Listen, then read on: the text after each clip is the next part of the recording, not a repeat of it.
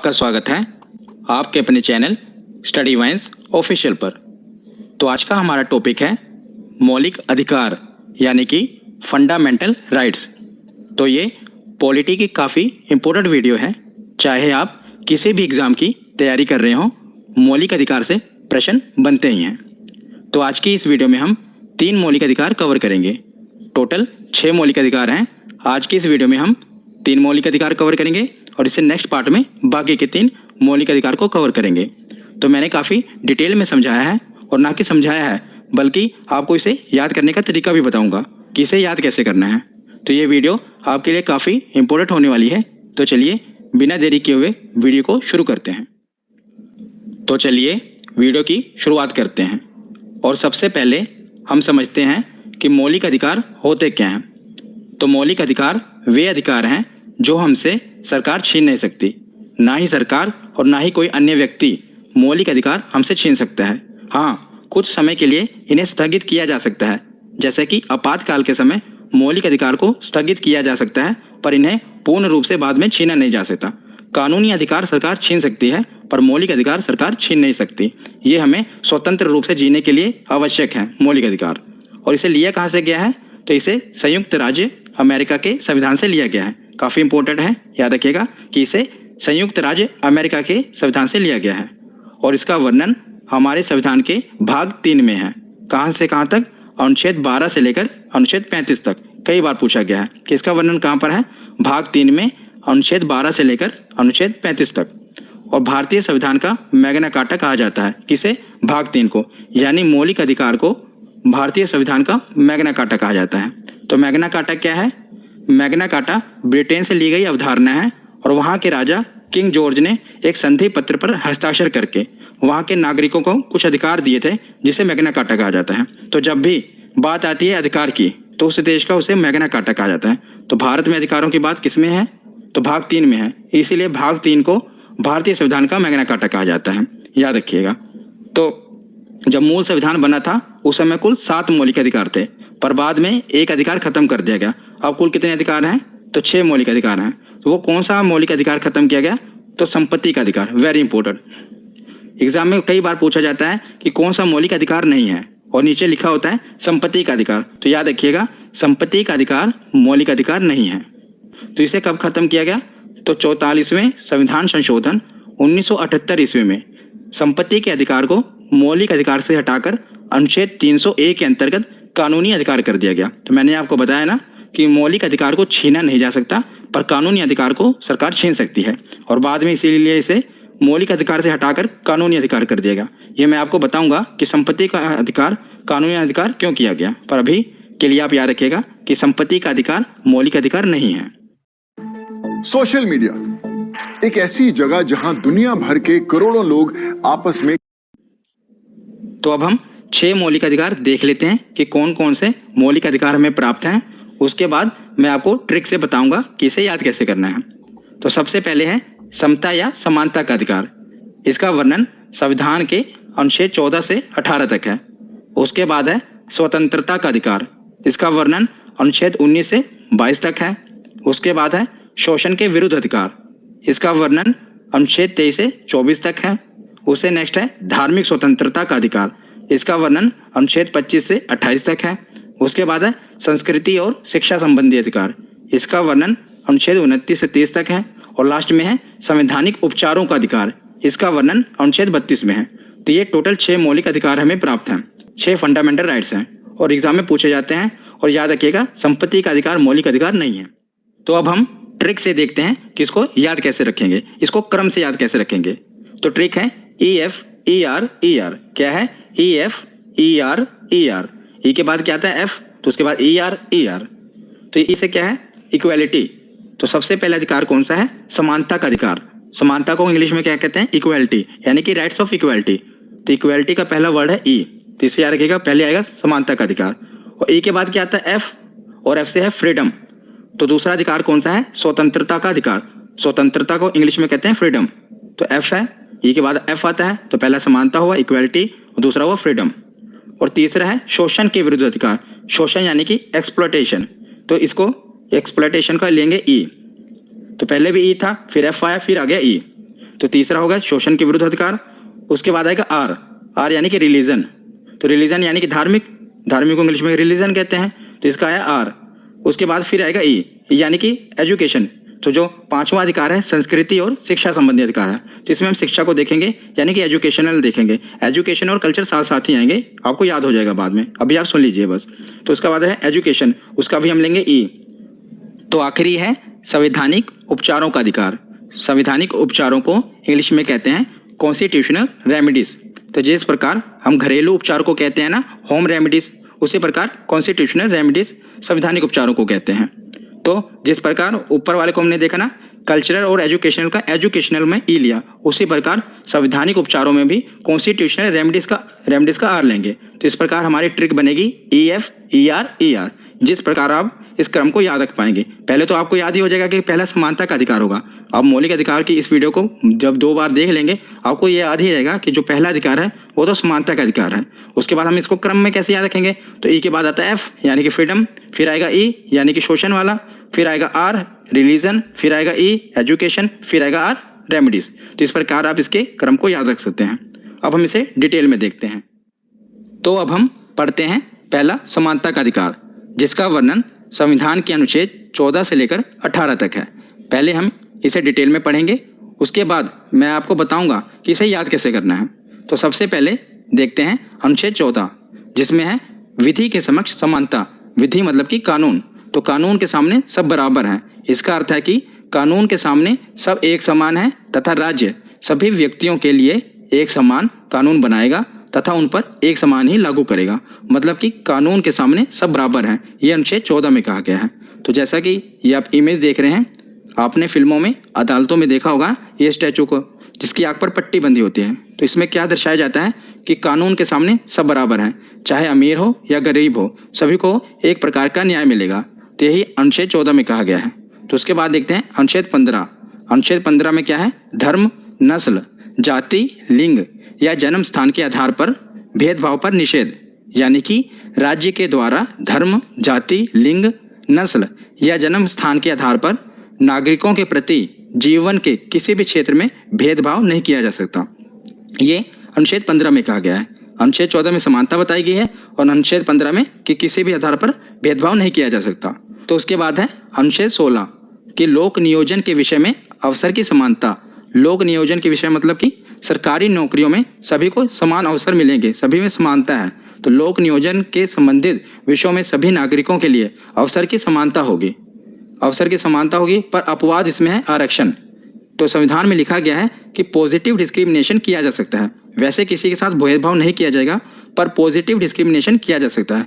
तो positive discrimination क्या है कि समाज का वो तबका या अभिन्न हिस्सा जो विकास की दौड़ में पीछे रह गया हो, तो उसे कुछ छूट देकर आगे बढ़ाया जाए, यानी कि आरक्षण दिया जाए।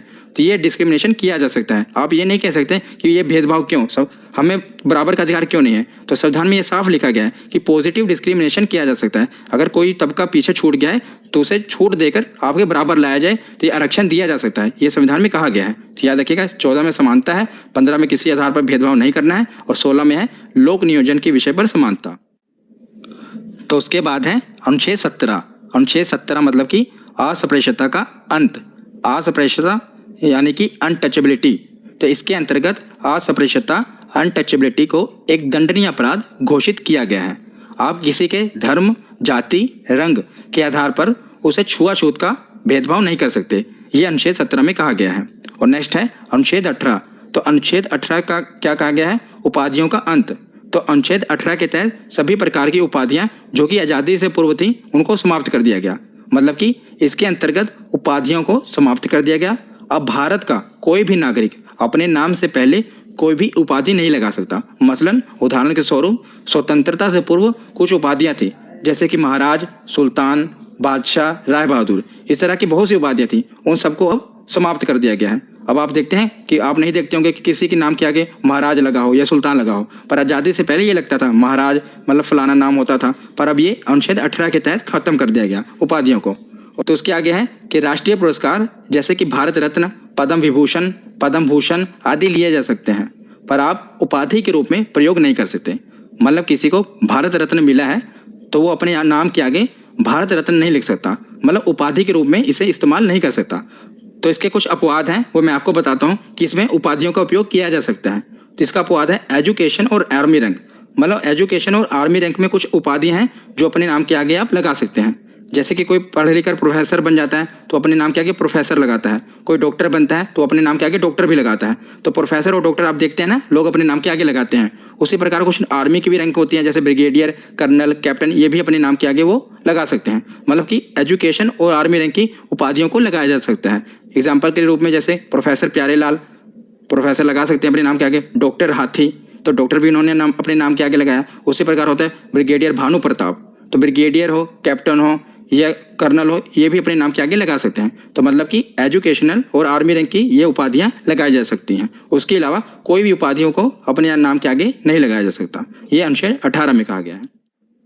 तो अब हमने समानता का अधिकार अनुच्छेद 14 से लेकर 18 तक डिटेल में कवर कर लिया। अब हम देखते हैं कि इसे याद कैसे करना है। तो मैं अब आपको बताता हूँ कि इसे याद कैसे करना है। हम क्रम से इसको याद कैसे करेंगे, क्योंकि इसके क्रम पूछ लिया जाता है। कई बार इसके मिलान चिन्ह में पूछ लिया जाता है कि अनुच्छेद 14 में क्या है, अनुच्छेद 16 में क्या है। तो हम इसे याद कैसे करेंगे? तो इसे हम एक मनगढ़ंत कहानी से याद करेंगे। जब भी आपको ऐसी कोई भी चीज़ याद करनी हो तो आप एक कहानी बना लें अपने मन में। तो एक कहानी बना लेंगे तो इसे आप काफ़ी देर तक याद रख सकते हैं। तो कैसे? अब देखिए, जैसे कि आपको पता होगा कि आज़ादी से पहले हमारे समाज में काफ़ी असमानता थी। तभी तो बाद में जब संविधान बना तो समानता का अधिकार दिया गया। तो समानता का अधिकार दिया गया तो सबसे पहले काफ़ी असमानता थी। इसीलिए आपको पता होगा कि समानता का अधिकार है तो इसमें सभी समानता की बात होगी। तो अनुच्छेद 14 में कहा गया कि कानून की नज़रों में सभी बराबर हैं। तो बराबर कैसे होंगे? तो अनुच्छेद 15 में कहा गया कि धर्म, नस्ल, जाति के अधिकार पे आपसे कोई भेदभाव नहीं होगा, इस प्रकार आप बराबर होंगे। तो लोगों ने कहा चलो ठीक है, अब भेदभाव तो नहीं होगा, पर हमारे पास रोजगार भी तो नहीं है, हम सरकारी नौकरियों में भी तो नहीं है। तो लोगों को कहा गया कि अब आपको सरकारी नौकरियों में भी अवसर की समानता होगी। आपको सरकारी नौकरी भी दे दी गई, पर अभी भी लोगों के मन में छुआछूत का वो है।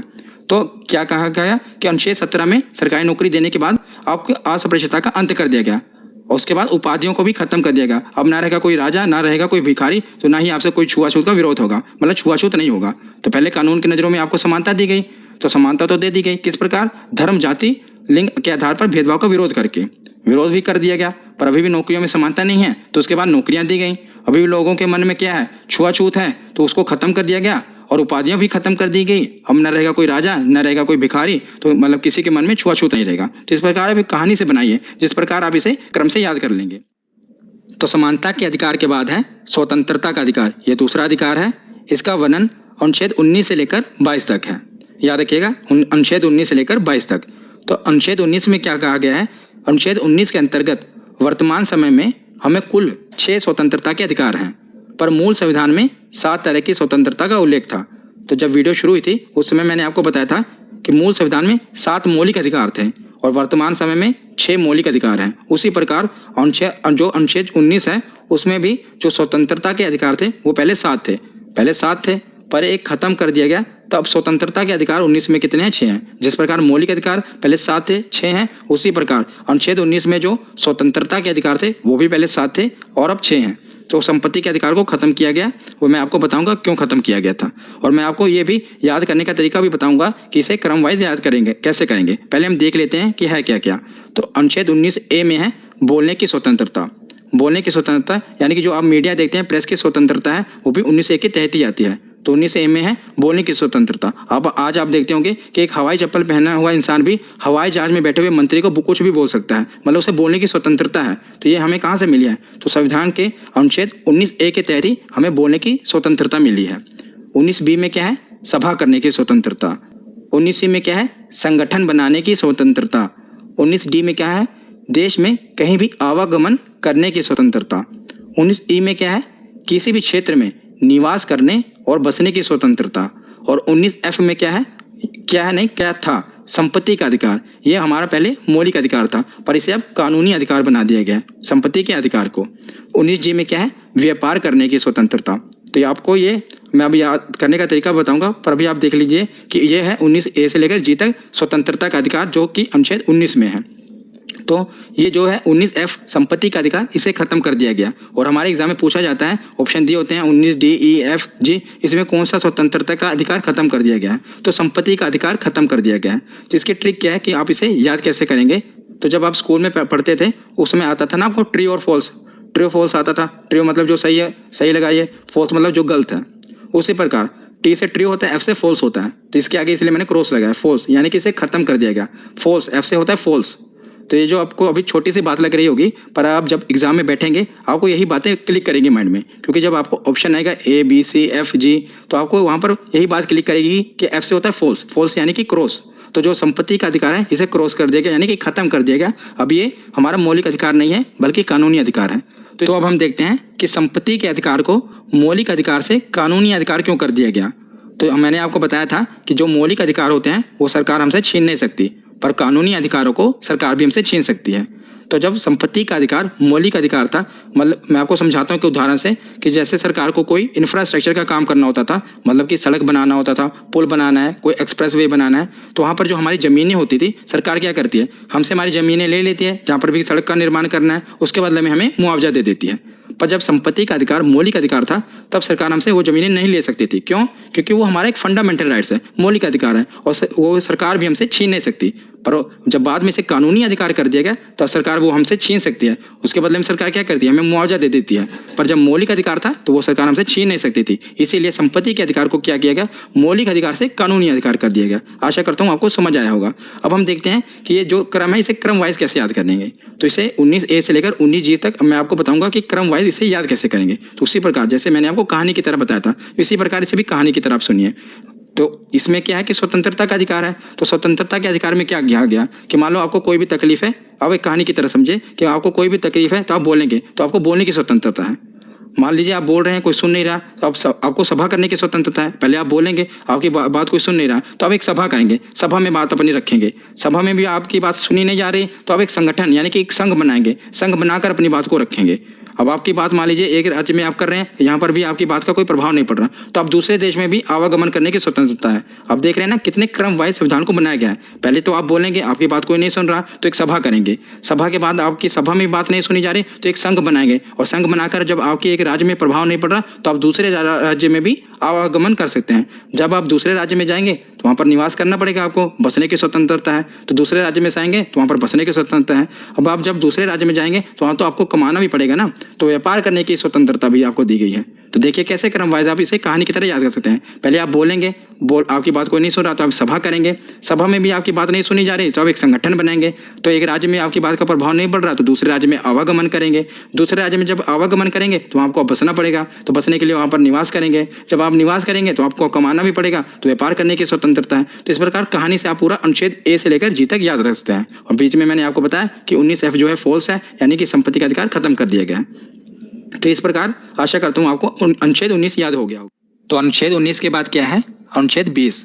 अनुच्छेद 20 में क्या है, दोष सिद्धि के संबंध में संरक्षण, यानी कि जब आपको अपराधी घोषित कर दिया जाए उस समय आपके पास क्या क्या अधिकार हैं, ये इसमें वर्णन है। तो इसके अंतर्गत 3 प्रकार की स्वतंत्रता का वर्णन है। पहला, एक अपराध की एक ही सजा होगी। मान लीजिए आपने कोई अपराध किया और उस अपराध की आपने सजा भुगत ली, तो उसके बाद आपको दोबारा सजा नहीं दी जाएगी, यानी कि एक अपराध की एक ही सजा होगी। दूसरा पॉइंट क्या है, अपराध करते समय जो कानून बना है उसी के तहत सजा होगी। मान लीजिए आपने कोई जुर्म किया या अपराध किया, उस पर मुकदमा चला। मुकदमा चलने के बाद क्या हुआ कि मुकदमा चल ही रहा था कि कानून में संशोधन हो गया और जो सजा थी थोड़ी सख्त हो गई, कानून थोड़ा सख्त हो गया। पर आपको जब सजा सुनाई जाएगी तो जब आपने अपराध किया था उस समय जो कानून था उसी के तहत सजा सुनाई जाएगी, ना कि जो संशोधन हुआ उस कानून के तहत। तो याद रखिएगा, अपराध करते समय जो कानून बना है उसी के तहत सजा होगी। तीसरा पॉइंट है कि खुद के खिलाफ गवाही देने के लिए बाध्य नहीं किया जा सकता। तो आपको खुद के खिलाफ, मान लीजिए कोई अपराधी है, उसको खुद के खिलाफ गवाही देने के लिए बाध्य नहीं किया जा सकता। ये अनुच्छेद 20 में कहा गया है। तो ये 3 पॉइंट है, याद रखिएगा। तो उसके बाद हम देखते हैं अनुच्छेद 21। अनुच्छेद 21 में क्या है, प्राण एवं दैहिक स्वतंत्रता। तो इसके अंतर्गत सभी व्यक्तियों को कानूनी सीमा के अंदर जीवन जीने का अधिकार है। किसी भी व्यक्ति से जीवन जीने का अधिकार नहीं छीना जा सकता, पर कानूनी सीमा के अंदर उसे पूरा जीवन जीने का अधिकार है, उसे उसका जीवन जीने का अधिकार नहीं छीना जा सकता। मान लीजिए कोई व्यक्ति अगर सुसाइड भी करता है, अगर सुसाइड कर ले फिर तो बात ही अलग है, पर सुसाइड करते वक्त अगर वो बच जाए तो पुलिस उसे गिरफ्तार कर सकती है। आप अपनी ज़िंदगी खुद भी छीन नहीं सकते। ये अनुच्छेद 21 कहता है कि आप भी अपनी ज़िंदगी को छीन नहीं सकते। तो किसी भी व्यक्ति के जीवन जीने का अधिकार नहीं छीना जा सकता है, ये अनुच्छेद 21 में कहा गया है। तो अनुच्छेद 21 के बाद है अनुच्छेद 21A, यानी कि शिक्षा का अधिकार। वेरी इंपॉर्टेंट, कई बार एग्जाम में पूछा गया है कि शिक्षा का अधिकार किस अनुच्छेद में है, तो अनुच्छेद 21A में है।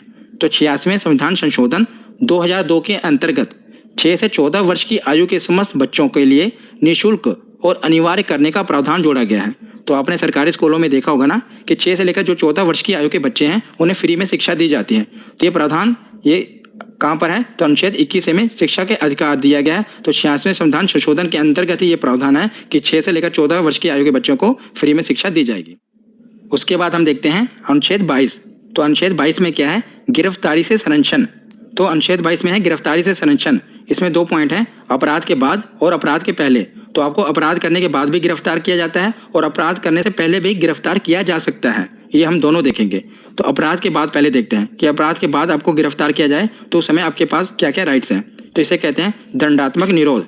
मान लीजिए आपने कोई अपराध किया और पुलिस आपके पास आई, तो इस समय आपके पास क्या क्या अधिकार हैं। तो सबसे पहला अधिकार है कि हिरासत में लेने का कारण बताना होगा। तो आप पुलिस से वारंट मांग सकते हैं कि हमें किस लिए हिरासत में लिया जा रहा है, इसका कारण पूछ सकते हैं। पर आपने अगर मान लीजिए बहुत ही कोई संगीन जुर्म किया है तो उस समय पुलिस आपको वारंट नहीं दिखाएगी। पर आपने कोई छोटा मोटा जुर्म किया है तो आपको वारंट दिखाया जाएगा कि हिरासत में लेने का कारण बताना होगा। तो दूसरा पॉइंट है 24 घंटे के अंदर दंडाधिकारी के समक्ष पेश करना पड़ेगा।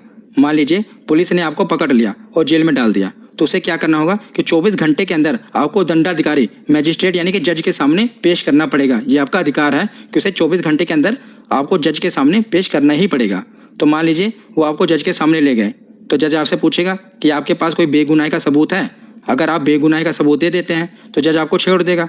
नहीं दे पाएंगे तो आपको क्या करना होगा कि आप अपने पसंद के वकील से सलाह ले सकते हैं। मतलब आप एक वकील रख सकते हैं, तो वकील आपको बताएगा भाई क्या क्या करना है, वो आपको सलाह देगा। तो ये आपके पास 3 अधिकार हैं। पहले तो आप एक कारण पूछ सकते हैं हिरासत में लेने का, दूसरा 24 घंटे के अंदर आपको जज के सामने पेश करना पड़ेगा, और तीसरा क्या है कि आप अपने पसंद के वकील से सलाह ले सकते हैं। तो ये हुआ दंडात्मक विरोध, यानी अपराध करने के बाद आपके पास क्या क्या अधिकार हैं। तो दूसरा पॉइंट है अपराध के पहले, यानी पुलिस आपको अपराध के पहले भी गिरफ्तार कर सकती है। इसे कहते हैं हम निवारक निरोध। तो निवारक निरोध कानून के अंतर्गत किसी व्यक्ति को अपराध करने के पहले भी गिरफ्तार किया जा सकता है। तो उस समय आपको कोई वारंट दिखाने की जरूरत नहीं है। जैसे कि अभी धारा 370 हटी, तो वहाँ पर कुछ जो नेता थे, सरकार ने क्या किया, जब धारा 370 हटाई उसके पहले ही उन लोगों को नज़रबंद कर दिया। तो किस कानून के तहत किया, तो इसी निवारक निरोध के तहत, क्योंकि अभी उन्होंने कोई अपराध नहीं किया था। अपराध करने से पहले ही उन्हें नज़रबंद करा दिया गया, उन्हें गिरफ्तार कर लिया गया। तो उन्हें कोई वारंट नहीं दिखाया गया, उस समय उन्हें गिरफ्तार कर लिया गया क्योंकि उन्होंने अभी कोई अपराध नहीं किया। पर अगर उन्हें गिरफ्तार ना किया जाता तो भड़काऊ भाषण देते, वहाँ के लोगों को भड़काते। इसीलिए सरकार ने क्या किया, निवारक निरोध कानून का इस्तेमाल किया और उन्हें अपराध करने से पहले ही गिरफ्तार कर लिया। तो इस कानून के तहत वारंट दिखाने की कोई ज़रूरत नहीं है, और ऐसे व्यक्ति को बिना दंडाधिकारी के समक्ष पेश किए 3 महीने तक जेल में रखा जा सकता है। तो याद रखिएगा, जज के सामने 24 घंटे के अंदर पेश करने की जरूरत भी नहीं है, उसे 3 महीने तक जेल में रखा जा सकता है। तो याद रखिएगा, बहुत ही महत्वपूर्ण है। तो स्वतंत्रता का अधिकार खत्म हुआ। अब लास्ट हम देखते हैं तीसरा, शोषण के विरुद्ध अधिकार। तो स्वतंत्रता के अधिकार के बाद हम देखते हैं तीसरा अधिकार, शोषण के विरुद्ध अधिकार। तो इसके 2 ही अनुच्छेद हैं, अनुच्छेद 23 और 24। तो सबसे पहले हम देखते हैं अनुच्छेद 23। तो अनुच्छेद 23 में क्या है, मानव के दुर्व्यापार और बंधुआ मजदूरी पर प्रतिबंध। इसके अंतर्गत किसी व्यक्ति की खरीद बिक्री नहीं की जा सकती है और ना ही उसे जबरदस्ती मजदूरी करवाई जा सकती है, और इसका उल्लंघन करना एक दंडनीय अपराध है। मतलब किसी भी व्यक्ति की खरीद बिक्री नहीं की जा सकती है, मतलब उसका व्यापार नहीं किया जा सकता मनुष्य का, और ना ही उसे जबरदस्ती मजदूरी करवाई जा सकती है। इसका वर्णन है अनुच्छेद 23 में, और जो इसका उल्लंघन करेगा वो एक दंडनीय अपराध है। तो अनुच्छेद 23 के बाद हम देखते हैं अनुच्छेद 24। तो अनुच्छेद 24 में है बाल नियोजन पर प्रतिबंध, यानी कि 14 वर्ष से कम आयु वाले बच्चे को कारखाने, खदानों या अन्य जोखिम भरे काम पर नियुक्त नहीं किया जा सकता। ऐसा अगर कोई करेगा तो भी एक दंडनीय अपराध है। तो मतलब कि 14 साल से कम आयु वाले बच्चे को कारखानों में काम नहीं कराया जा सकता, न ही खदानों में कराया जा सकता है, न ही कोई जोखिम भरे काम उनसे करवाए जा सकते हैं। तो ये अनुच्छेद 24 में कहा गया है। तो आज की ये वीडियो यहीं पर